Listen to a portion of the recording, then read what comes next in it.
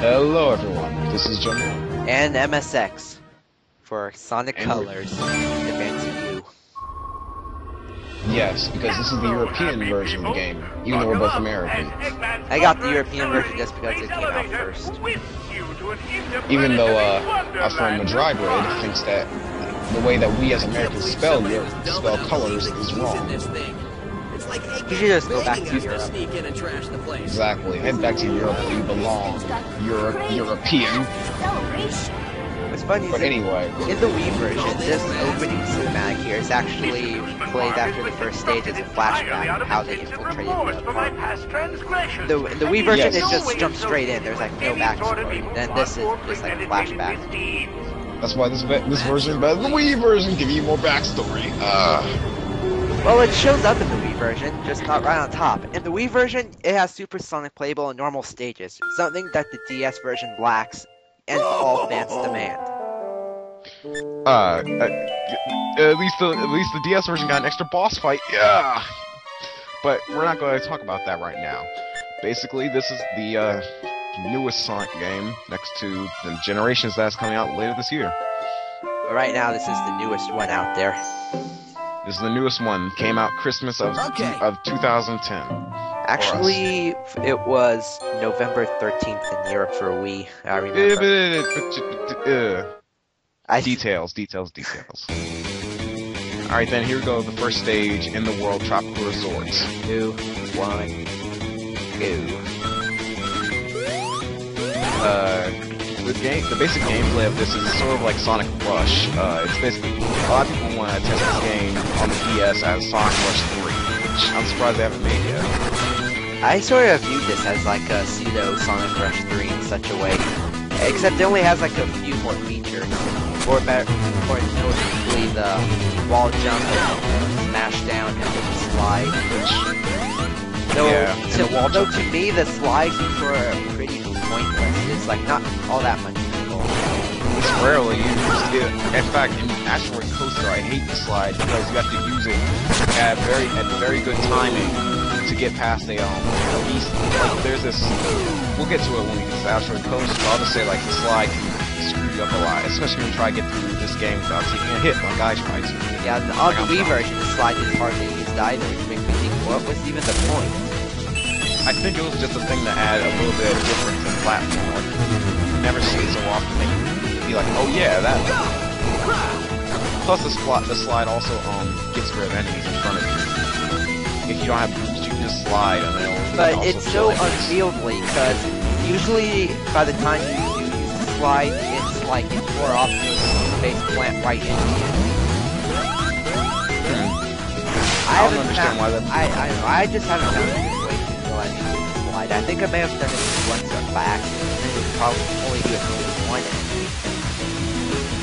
I don't know why they also added the what is that called, the wall jump in either game, because the wall jump is, well, in this game the wall jump can only be used on particular walls, but in the Wii version it can be used on any wall, can it? Yeah, anywhere.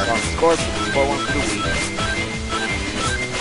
Yeah, but this one has more precise platforming. Yeah. That will do. And that's the end of the first stage. I think the main reason for the wall jump is I think on the Wii version it actually uses the Hedgehog engine, or at least very close to it. And this is the special stage. The special stage in this game acts differently than Sonic Rush or Rush Adventure. However, they act the same way as Rush and Rush Adventure in all senses. Well, I messed up there, but basically, what you have to do is you have to collect a certain amount of balls. Insert sexual joke there, and you just couldn't resist. No, I couldn't. And basically, you have to collect a certain amount, and if you don't collect a certain amount of the certain color that you're supposed to get, you will lose. You can choose these. The only way you have to get these special stages, unlike Sonic Rush or Rush Adventure, where you have to find a certain thing on the level or the map, all you have to do is just get 100 rings by the end of the stage. I thought it was 50, because it was always 50. 150, you have to have a certain amount. 50. It might be It was up. just 50. It was just 50? Yeah, Okay, thank you. that's how it's always been since Sonic 1. And also this question, also what they were trying to do with the special stage was make collecting the Chaos Emeralds more of a treat than just a tedious hassle, which I guess why is, the special stage is easier. What do you mean by making it a treat? Because like in the old version, it was such a pain to get the Chaos Emeralds because all the spikes and whatnot, and then it's like mandatory for to finish the game. But here they were trying to make it seem like it was more fun, like it was just an extra, like a reward for games. The music is kind of signifying of that. Yeah, and in other words, they Very just tried to upbeat. make these special stages feel like it was more of a reward to get the Chaos Emeralds than just a hassle. Although I don't understand what you mean by you had to let them finish the game. Like in Rush, when I originally played Rush, I never got all the Chaos Emeralds. I got like a few of them. They never fought the true final boss then. Oh, I fought the true final boss. The walkthrough is signification of that. I mean, when I was younger, I never finished the final boss. I wasn't in tune with all that at the time. Yeah, The final boss, last stories, and all that. and also wasn't the thing Chaos Emeralds more of a pain in that game and like other games? Yeah, it kind of was, especially Special Stage 7 and Rush, but we'll talk about it when we get to Rush. And also on this special stage, it's more like a closed circuit. So basically, you're going to be running laps around this 3 times, so make sure to avoid the wrong road here, because you just knock it out of the way, and, well, that'll make it harder. Well, they won't respawn. Right, They won't so- respawn, so... So when you go to like get the next color up, you're going to be missing spears. Similarly to the Wii version, though, you do get extra lives every time you get an S rank. In the Wii version, you get 3 if you get an S rank, and then 1 if you get an A rank. Yeah, that's the same here. They're instantly gaining, though. Like, you don't have to look around. You don't have to, grab them before Sonic does his little pose. Well, they wanted to add They just come playability up. to the results screen. That's like a little touch. Also, in the Wii version, you can get extra lives just by knocking down your little score. If you smash it good enough. Yeah, and some of them they hid rings or lives in there, which means I you have no can idea cash what out those- more lives on the Wii version. Yes, but this version is a little easier. It seems like there's, I don't know. This version seems like there's just, I don't know what to think. Although I have to admit, I find this kind of funny at how how they give you the boost. Like in Rush and Rush Adventure, they had the boost instantly, but for some reason in this game, they decided to give you the boost. Even in Color's Wii, you had the boost from the start. Right, and yet it's never explained how. So I guess here they decided, oh, we're going to explain how you get the boost, which is In sort this of game. pointless in my opinion. And this level is signification that you've gotten the boost just by its start. Like that. It always starts you off boosting, so if you think you're not gonna boost when you start, good luck. Good luck. And being chased by a Ferris wheel the whole time, I can see now why they wanted to give you the boost. Yeah, there's no way Sonic on his normal speed would have gotten through that. Oh, and they also had the homing attacks this game. I completely forgot to mention that. The homing attacks, it was in Rush too. It was, but it wasn't. I mean, now it's really there. It's on a separate it's on a button that you don't have to. That's like it's there. All you have to do I've is never press had the a problem with the homing attacks in Rush. I did when I found out I could do it. It wasn't a problem. But when I was originally playing Rush, I never knew the homing attack. I thought it was like a separate feature. It was always there.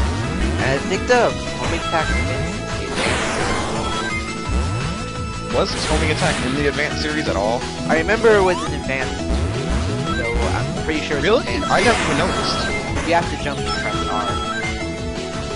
Like always, see, that's the signification that it wasn't like always there. It wasn't there, like clearly defined to you. I found about. Well, they did the same control schema in the 360 PS3 version.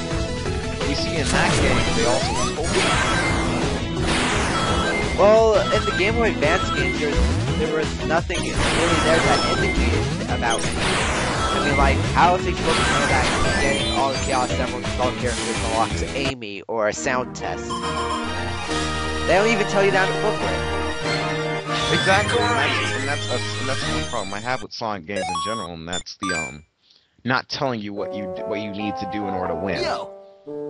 Wait, actually, I think they did say that Amy was unlockable by collecting all Chaos Emeralds with all characters. But in Advance 2, it was such a hassle. Because let's see, you got 4 different characters times the 7 special stages. And getting into the special stage in Advance 2 wasn't easy.